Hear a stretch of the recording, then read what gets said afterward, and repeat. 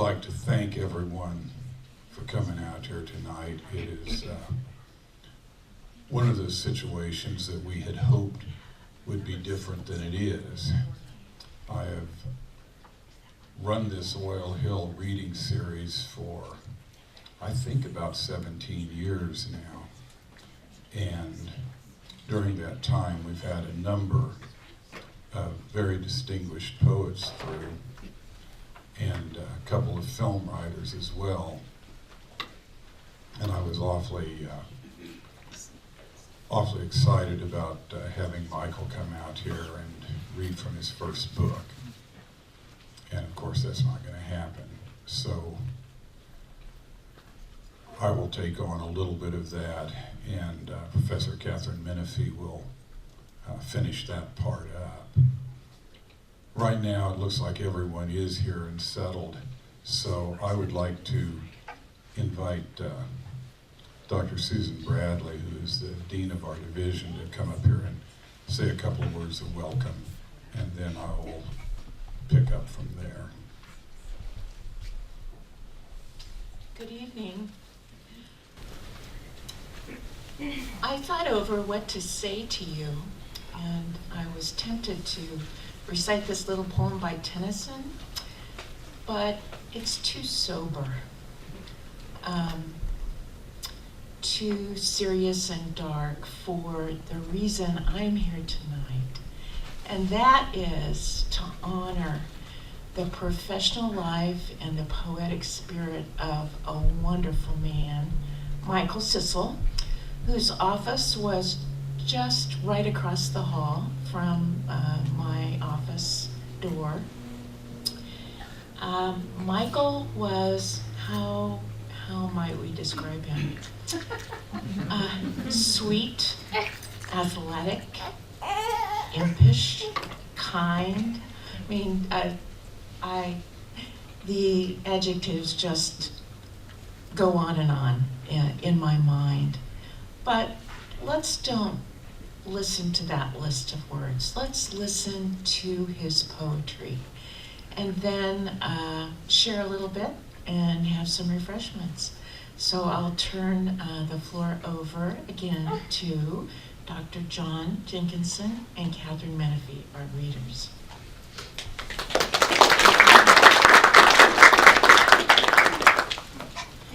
Thank you, Susan. And again, thank all of you for being out here to help us have the pale imitation of the reading that should have been. I would like to say a few words about Michael. I've known him for quite a while, lives in my neighborhood, but we went through the same program out of Wichita State. I was coming out one end of it at about the time that he began the other end. And we certainly had some very similar influences as young poets. Yes, I was once a young poet, sort of. Michael's book is effectively one big love letter, not a simple love letter, a very complex love letter. And it is a love letter not to life, the universe. It is a love letter quite specifically driven toward his family, to his wife, to his children, to his ancestors, who play, in a couple of cases, a pretty major role. And I would also add that, and you'll see this if you read the book, it is an homage to the poet who was his greatest mentor, Professor Albert Goldbarth, who for a long time taught out at Wichita State University and is one of the most distinguished poets in the country. So you'll see some of this come through in the poems. I would also point out that the poems have a bit of a difficulty in them in this day of political correctness, because you will find that in some of the Butcher's Son poems, Michael has written in a sort of dialect. And so I wanted to address that. You must understand that Michael was heavily influenced by a poet named John Berryman, who wrote a couple of books of dream songs. And in the dream songs, there are inclusions of dialect, which is used sometimes semi-seriously and sometimes downright parodically. It features a character named Henry and a character named Mr. Bones. And Berryman himself, in different interviews, explains their relationship differently. At one point identifying them with each other, and at another point claiming that there's a third party involved. At any rate, Henry, in those poems, is a white guy from back in about the 1930s, who is a member of a black-faced minstrel troupe. And in the world of minstrelry, you have, regardless of the race of the minstrels, you have on one end Mr. Bones. Mr. Bones plays the bones. On the other end, you have Mr. Tambo, who plays a tambourine, of course. And during the course of the performance, you have sort of a master of ceremonies, an interlocutor, who engages in repartee with the two guys on the end. And in between the joking that goes on, the other members of the troupe are specialists in playing different instruments or in singing in various ways. And so they put on their part of the act individually as they go, always being broken in upon by this interchange between Tambo, Mr. Bones, and the interlocutor. What makes this important and special in the world of Michael's poetry is that he had, I believe it was a great-grandfather, trying to put the time periods together, who was, in fact, down in Kentucky, a minstrel. And then Michael's father was a butcher. So you've got all of this Tambo and Mr. Bones and all of this business combined in his actual life. And for a long time, he worked on these poems which are songs of the butcher's son, and then other poems more influenced perhaps by Professor Goldbar's poetry. At any rate, I'm going to read for somewhere between 10 and 15 minutes, and then Professor Menifee will read for approximately the same amount of time. We don't want to glaze you over. I know that students are great at listening to poetry for a while, and then not so great, especially if you're not used to it. So I really, really hugely appreciate everyone who's here, but especially I appreciate the students who have come out to do this honor to Michael and to his family. So without much ado, I will try to make this happen.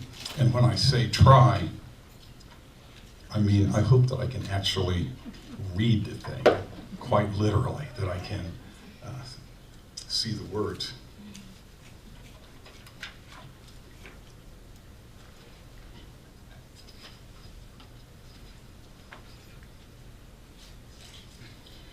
This book is dedicated, says Michael, to my wife Monica and my sons Guthrie and Rohan, my lifeblood.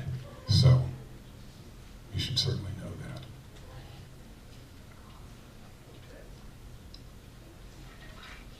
Overture. The butcher's son, a child already the fool, forgot his name, told his name sometimes Terry, sometimes Chris, sometimes Steve, and all them fools. Butcher's son believe and call him many whom him are not, and butcher's son say yes to them all, and to them all he play. Even today, them fools do ask, what the face behind the mask? Who now, old Nick? Who now, old Bone? Be him the bloated drunk and purse-snatched balloon-bellied Jack, who a pint and a hoe sell his soul, then cheat the devil his own. Be him the yellow-socking dancing man who friends did play as on a lute and cry in dark alone, love create me fool. By him language monster Caliban, whose pregnant tongue his lord did ban from seeding the world and demons cruel. Who now sometimes, Nick?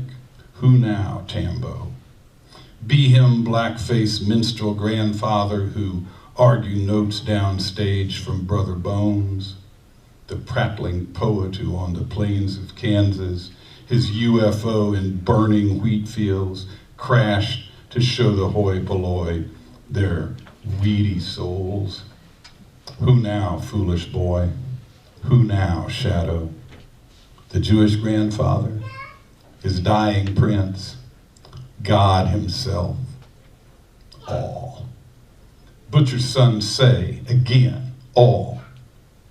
Though on vibrations of your private thoughts be felt my cutting songs, and hate me, and throw me bones. The butcher's son, all to show.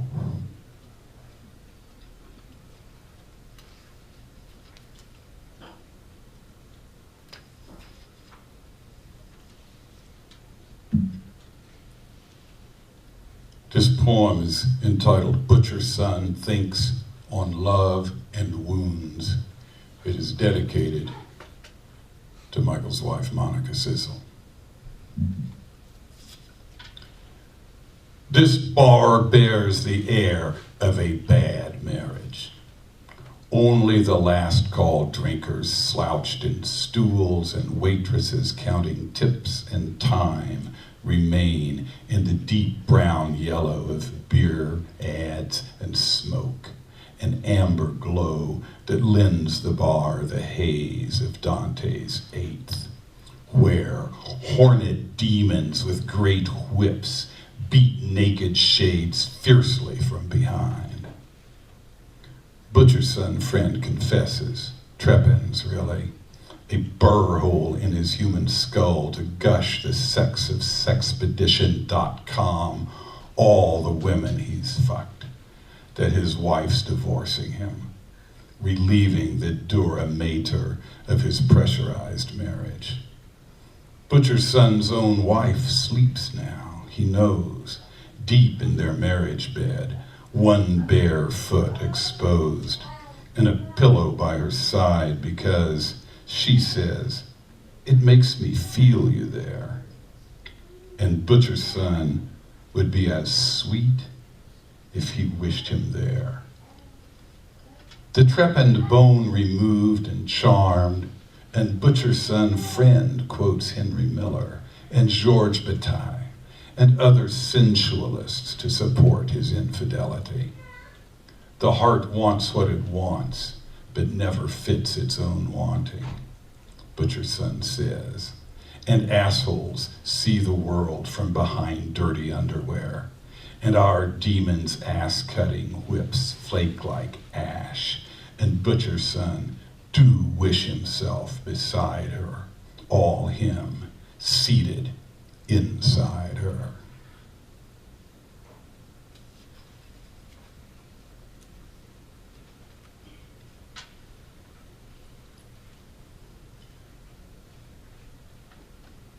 This poem is entitled Lunch at Georgie Porgy's with Albert, and he has dedicated this poem to Albert Goldbarth, who I mentioned earlier, with a epigraph from Albert, from his poem Cheese, in which Albert says, "Death'll kill you and life will kill you, and all of us will open one day, found lined with a tincture of Munster."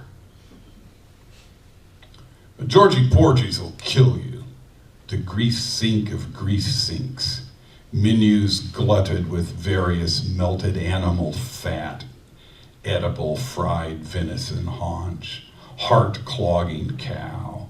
And let's not forget those curdled, artery-choking cheeses. The walls themselves tinctured like the inside of a Goldbarthian belly, egg yolk yellow, amoeboid, sagging. And Albert'll kill you. Your brain gooey and droopy and clogged with comeback Goldbarthian witticisms. You think and think until gray matter oozes and tints the inside of your skull with a grease Georgie Porgy would be happy to line the walls with. And finally, you retort and vomit the freshest, wittiest lines this side of life. And Albert sits there, black hair seasoned gray and curdled like peppered cottage cheese, musing a morsel of Munster.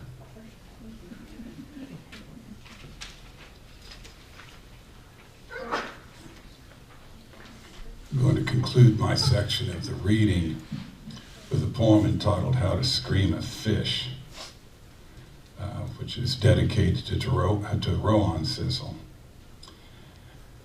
I had the pleasure last September, October, of hearing Michael read this poem. We played together at a coffee shop up in Sedgwick, Kansas, and each of us read a poem. And this is the one that Michael chose to read. It pays homage not only to his son, really to both of them, but to Albert, but to many of the sort of postmodernist and confessional poets, which I think some of you will pick up on that. Again, it has a slight epigraph. This is from a poem by Albert called For an Etymology. Although I've never heard them, Michael Cissell says fish scream. He's seen his father slit and start to gut one while it's still alive. It screams then, bringing it closer. Did I say scream? Well, yes, I suppose to the fantastic horror of a 9-year-old's hyperbolic imaginings, for the noise I heard when the oxygen inside the fish my father removed from the cooler to clean escaped as my father gently pushed the fish's body and gas pushed out from the fish's gaping jaw and bulbous eyes and bloody gills. Scream is a good word. And I'd want to say, at that precise moment, in Hollywood slow motion, the fish's leaky, bulbous eye caught my own. I was hooked, we could say, pulled closer in, and 12 mossy brown lines hung like scrolls from the fish's fat blue lip. 12 epics of aquatic battles with the taut lines of air breathers, narrow escapes and harrowing fear and pain, victory and wisdom beneath each scar, and there a 13th line that ends with that scream and a boy yanked from the fish's storyline like being pulled back through a nightmare or a vortex of violent water to his father's voice. Did you hear that? Did you hear his spine crack? That's when you tilt your blade like this and slide it along the bone line slowly, smoothly through the tail. And in one guiding swipe, my father cleaned away the fish's entire body, flipped the fish over and cut again.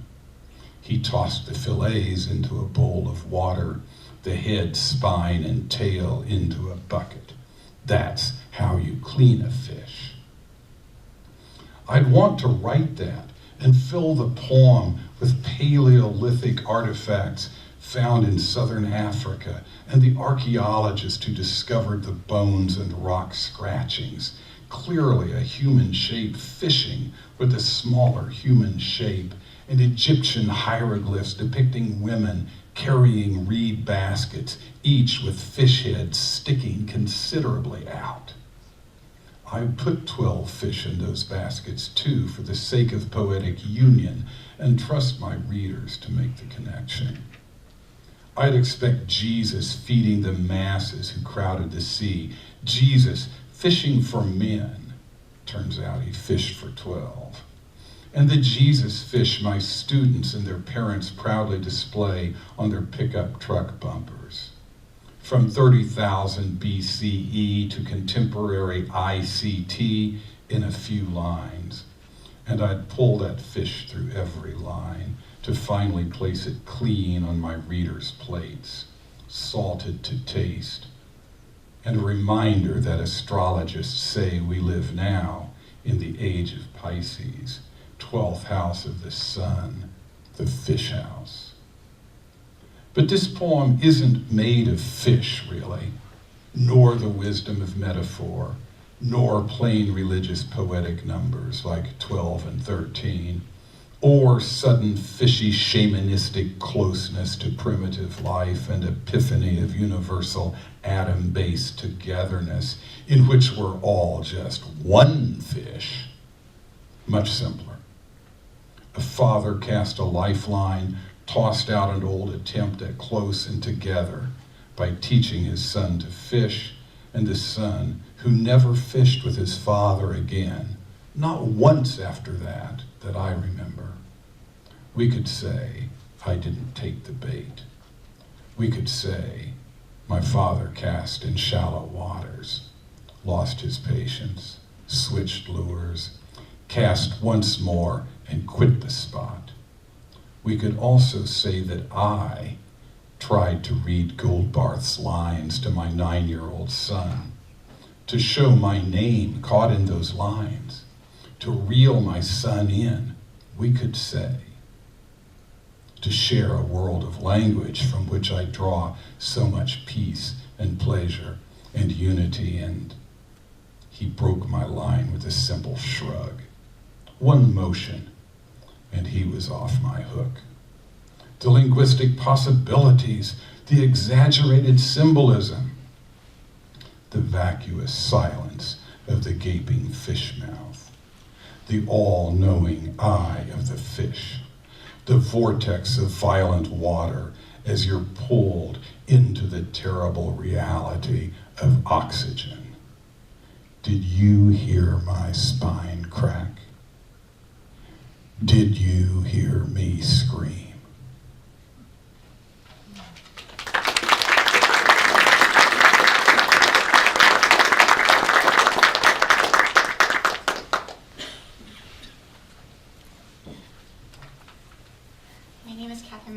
And it is an honor to take part in this reading. If you are fortunate enough to read this book, which you should, you'll see that there's an amazing arc of narrative that carries it from beginning to end, that follows the life of the butcher's son from child to man. So I've tried to select pieces tonight that give you a glimpse into what that arc looks like a little bit, so that you can get a bit of a feel for how the book moves through the stages of the life of the butcher's son. So the first piece that I'll be reading tonight is called Voices. 1. The dark bones of the underground grandfather lie black beneath the bluegrass. Butcher's son found them once, deep inside his own muscle, and the bones spoke. Their voice is blood. 2. Butcher's son grandmother heard angels. They whispered their hosannas, murmured their hallelujahs, hummed their litanies into the DNA fiber gut wall of her womanhood.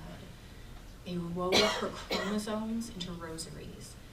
They sewed her sacred heart to circulate the immaculate blood through the unsullied veins of her unborn mishpacha.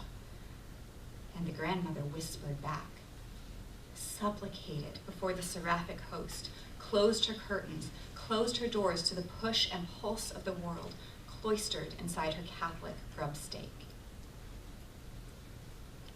3. When Butcher Son fell from the willow, the branches, like devil's whips, lashed his legs and face and back till he hit the earth hard, like a terrified angel. Some blood, some bruises. His breath left him, and the universe fell away. His bones, like the naked coffee tree, solid and strong. 4.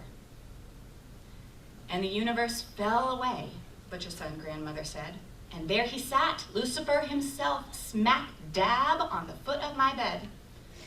Butcher Son believed because Meemaw spoke to the fathers of St. Francis Catholic Church, who housed her in a low-rent government piece. They saw her there, and for her repentance and her admittance, the grandmother dusted the pews, polished the altar, cleaned the rectory and restrooms, wiped away the dirt inside the wounds on Christ's plastic body. She knew secrets. She heard angels. On the foot of my bed, she rocked, swayed in jubilation. Satan laid on that night, boy. His black scent smelled like creek bottom. They say the devil's blood red, but I tell you, he's the color of the falling sun. A fading brightness, a darkness inside light. But I wasn't afraid, child, not your Meemaw, because I felt the Lord's angelic host behind me, and that devil, he's pathetic, sorrowful, bigger than we meant him to be. Get thee gone, devil, I sang, and he slid away, the old snake. I tell you, boy, your grandmother's heel was hard on Satan that day your grandfather died, when your dad was 8, like you. 5. And dead I am, Butcher Son, dead as the flesh that killed me, dead and buried in the bluegrass under the hills where I rustle and whisper behind you and chill the bones that built you. Butcher Son, you're gonna tussle, you're gonna squabble, you're gonna struggle, lust and hate and love. Your hard music and your harder tongue, no pardon. But I find your constitution suitable. The devil is bigger than we met and he ain't gone. Buck up, Butcher Son. Transmutable. The universe fallen away. The universe on the run.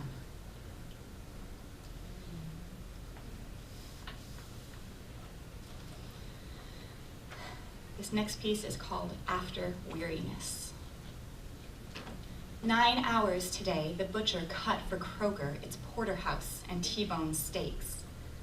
At home, the butcher stands before his block. A deer hangs from girders. The butcher has stripped its skin, sawed away its head and legs, and this is the butcher's world. The world of grown-ups he wears in blood carries on his breath. The world Butcher Son refused to enter, who's home from school to his world, of Greek stories and Roman tales for children, gods of Norsemen and dragon stories, and Thor, the god of thunder and labor, Murmur held high in work and paean against the giants, Jason's golden fleece, the Minotaur's insatiable need for flesh. Butcher Son carries heroes and monsters to the butcher's world, where the butcher measures and shears for the butcher's world, where Butcher Son stands with shield his father cut from cardboard, and bow and arrow he carved from sticks the great Odysseus would proudly brandish, the butcher's world, where he asks Butcher Son to write cut names on packages, and Butcher Son refuse, and the butcher lifts his face to his face, and Butcher Son smells the blood, the flesh. He smell fatigue. He read a dragon. Picture from storybooks.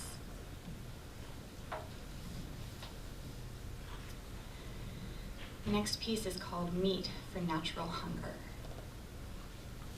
What we have here is the Butcher Son who reads Nietzsche, discusses the Inferno and Paradise Lost as the butcher rolls the carcass quarterward. An existentialist who deconstructs Christians as the butcher separates the hindquarters' primal cuts, plunges his knife into flesh that can't bleed, speaks of serving cheap round steak to Vietnam recruits who were later cut to pieces and bombed. Butcher sons say the bourgeoisie are real butchers. The butcher removes the short loin from hindquarter and curses his shrapnel scar of the gray of steel, carves with definitude the Delmonico and T-bone and porterhouse. The butcher son sees the steaks of Rodin's new Danaid, her marble flesh fillet. The butcher speaks to the death of the butcher, killed by pre-packing plants in Chicago and Kansas City, meat tincture, the diseased yellow of jaundice, and the debasement of the industry under Reagan. The butcher likes best to break it all down, display a freestanding statue, and maybe its absurd vanity of work, the making of a thing. But the butcher steadies his cuts and wipes his blade clean, and his language, the butcher son reads, is clean cut, tender, and all too human.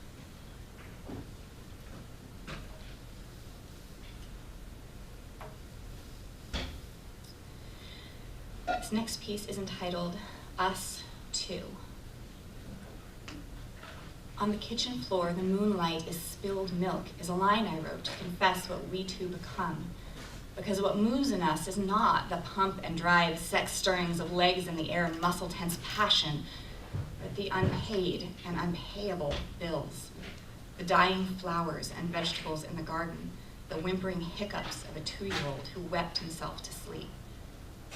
We deserve better than this. We deserve to be stray spheres, finding each other's gravities and orbits, lovers in darkness, combusting Milky Ways. But on the kitchen floor, the moonlight is spilled milk, is a line I wrote.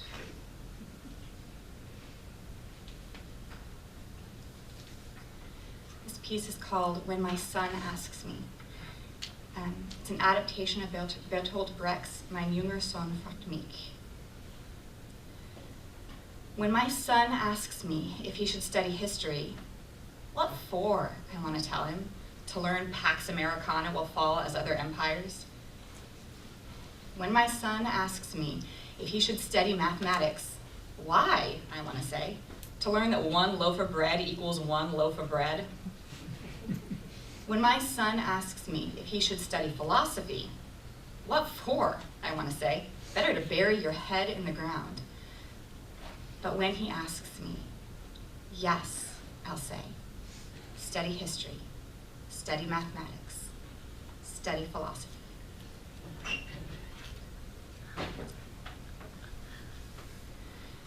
This next piece is entitled Where Light Goes, and it's dedicated to Guthrie Cissell. To nap in your young son's bed as he reads is calming as anything I know. To fall asleep, his scent in the pillow under you, is to admit that you have never felt so tired, so consumed by your own body. To lie here is to feel small, to realize that all your obstacles and all your slip tumbles, you force yourself to call your life nothing. To breathe him in is to feel that you don't have to know how you should feel, that a world still exists where children are free to wake you and ask you when the sun fondly nods, Papa?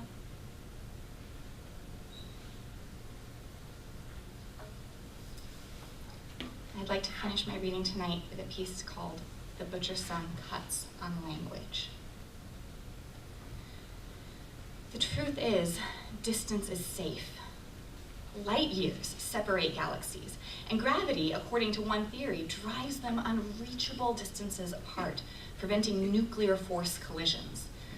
Evolution erected an impenetrable wall of time between us and our ooh-oohing cousins, and God scattered the citizens of Babel from that place all over the earth, confusing the speech of all the earth. And Butcher Son's words, like a repelling magnet, pushed his wife weeping into her pillow, and Butcher Son to the couch for a rerun of Star Trek: The Next Generation. Captain Jean-Luc Picard and the Enterprise crew face maximum shields to maximum shields, photon torpedoes full with an unintelligible and possibly hostile species called the Temerians. After several failed communications, the universal translator transposing terse Temerian phrases that mean nothing to Picard. The Temerians, obviously possessing superior technology, beam Picard to a distant planet called Cala-Drell, where Jean-Luc, when his molecules pull back in, finds the Temerian prepared to engage in what seems to Jean-Luc captain-to-captain combat. The Temerian, armed with 2 knives, spreads his arms, Darmok and Jalard at Tanagra, and tosses Picard a knife, who refuses it, not wanting to risk war.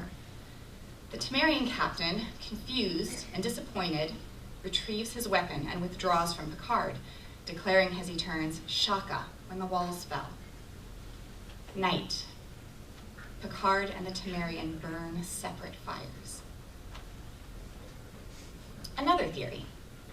The universe can only expand so far before its own gravity pulls it in on itself, deflating it like a balloon back to its original immense mass and dust, until, under its own weight, its central mass burns white, and after some abortive attempts, bursts into radiance, a sustained thermonuclear fire that unfolds like a rose, the atoms and grains that make up galactic evolution.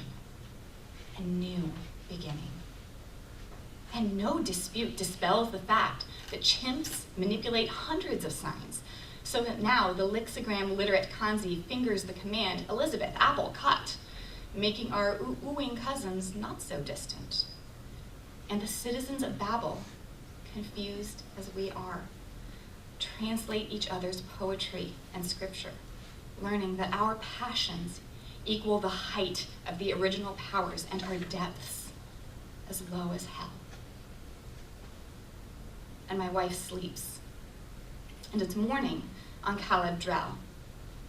A native beast of the planet, another world's Grendel, ferocious, invisible, attacks Picard and injures the Temerian, who offers Jean-Luc the knife a second time, saying, Timba, his arms wide.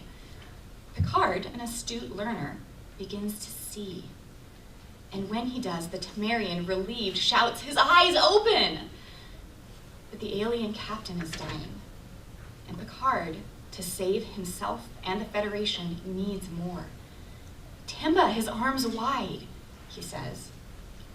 The Temerian captain, sputtering and weak, recounts a Temerian legend of companionship and cooperation and friendship that builds worlds.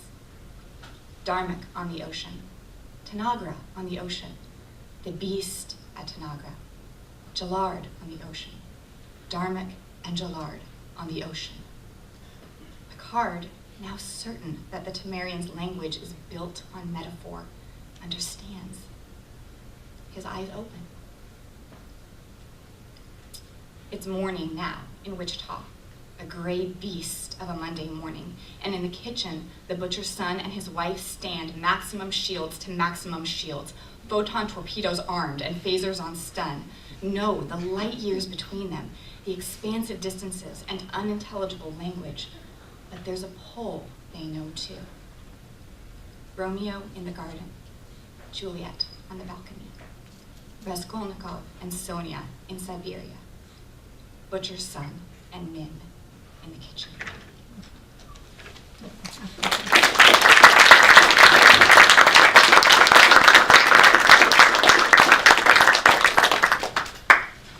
Thank you, Catherine. I'd also like to thank Kayla Ayers, who's not here, who always opens the library to us, and thank the Department of English for hosting the event all these many years. I believe we have 2 presentations. There's something up here. Frida, Kathy, who knows about what's up here? Julie, somebody. There seems to be sign language. Susan knows, okay. I'm gonna turn this part back over to Susan, and then after that, the most important part probably is the student part.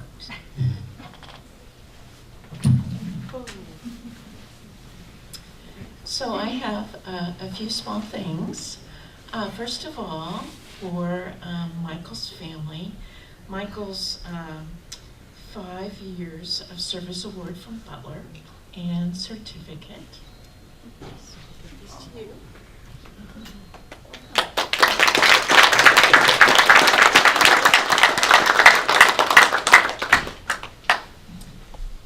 years went by in a flash. And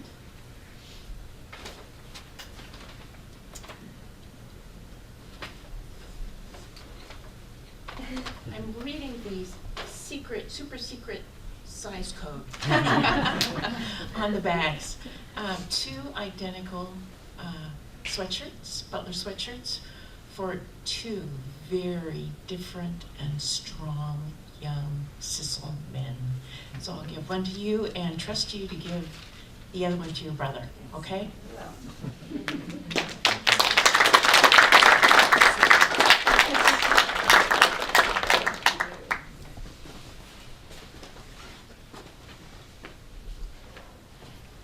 All right, thank you.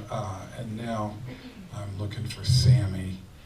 Where might you be? Okay. Sammy is making her way to the front. The most important thing, by far, is the mutual influence between the teacher and the student. And Michael had students who loved him dearly, which is one of the very few things you can ask for in life if you're a teacher or a perpetual student.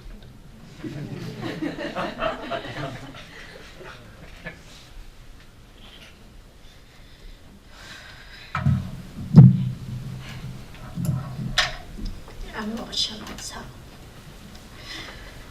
first, I want to thank everybody that's here, and the faculty, and everybody that was involved into putting this together, which was a big thing.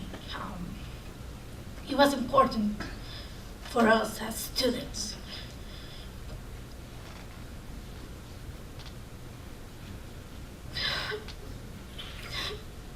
To have a way of remembering him and to know that he impacted so many people and so many students around college. And it's funny because nobody wanted to believe it. Nobody wanted to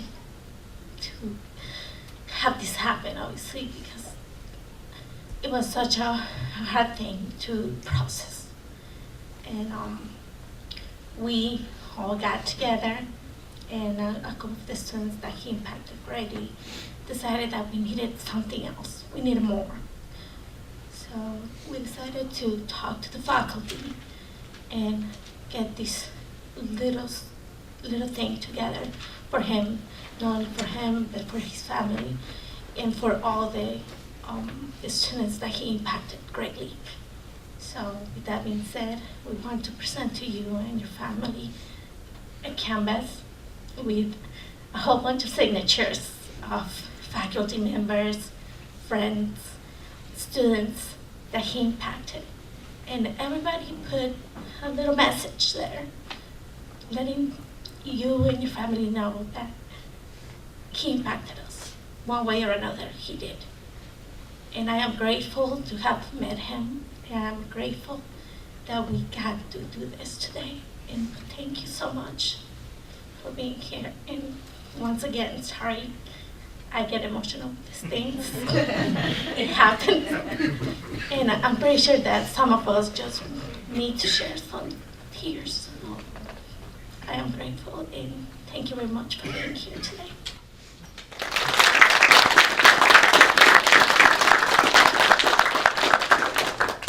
We're so glad you all came.